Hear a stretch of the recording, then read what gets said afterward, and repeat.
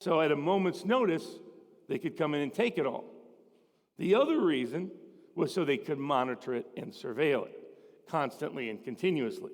And if they had a little side project, it was actually a source, a little piggy bank for covert operation, bad idea number 207. So once you understand how the system works politically, then you can understand how reliable it may be legally. So, for example, here's a case I had that was right up the road, Ocala, Florida. Wesley Snipes was indicted in 2006, but at the time they had planned to arrest him and detain him and imprison him while waiting trial for what was going to be years. The goal was, one, it's the psychological and emotional torture of being in a jail where you've never been before while awaiting trial. You're basically punished without trial. The second objective was to cost him lots and lots of money. You'd have someone who already had movie contracts lined up.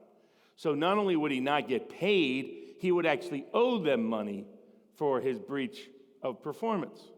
So it was a way to cost him $15 million and at the same time make his life a living hell. And what happens with many of those people is when they're in that situation, they fold and capitulate. They don't fight and contest for their rights.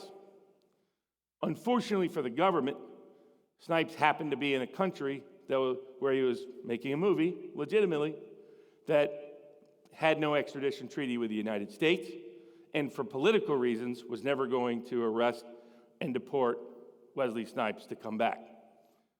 So what did the government have to do in order to secure his appearance? For the whole world not to know how there are, in fact, still today, certain countries safe from the reach of the United States, other than just Russia at the moment, they had to agree to a deal. Give him full release terms, give him generous release terms so he could continue to make his movies and stay out of jail throughout the entire trial process and the appeal of that trial. And whatever happened in the case, what it meant was ultimately that benefited him $25 million. One simple decision about, hey, where should I make this next film?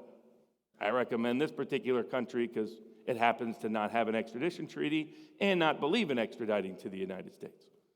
Those are the kind of practical, tactical decisions that can be made at a much lower and smaller scale on a daily basis at who owns your property, where your property is located, how easily accessible it is, how easily known it is that it is your property, what rights to travel you have.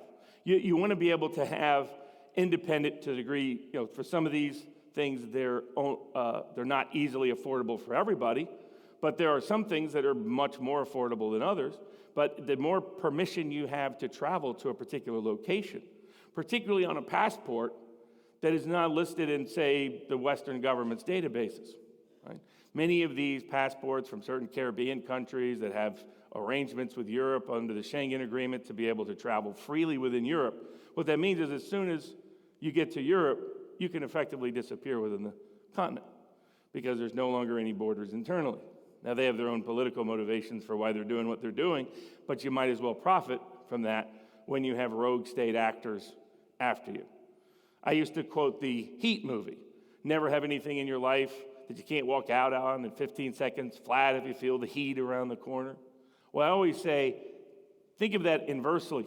Have things in your life so that when you feel the heat around the corner, you can walk out and protect everything you care about in 15 seconds flat.